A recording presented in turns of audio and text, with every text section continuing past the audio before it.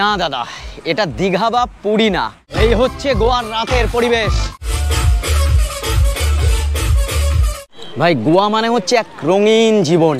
উপরে হচ্ছে আমার হোটেল আর হচ্ছে বেড, এটাই হচ্ছে ট্যাটোস লেন। হ্যালো। গোয়া ভারতের পশ্চিম উপকূলে অবস্থিত একটি ছোট্ট রাজ্য, যার একদিকে পশ্চিমঘাট পর্বতমালা, অন্যদিকে আরব সাগর।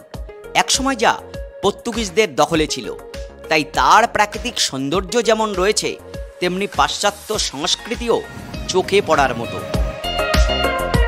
ছোট্ট নৌকায় সমুদ্রে ভেসে পড়া, বা ব্যাকওয়াটারে কায়াকিং, কিংবা রাতের ডিনার ক্রুজে খাওয়া দাওয়া সারা। আর বিখ্যাত দুধসাগরের কথা সবার জানা।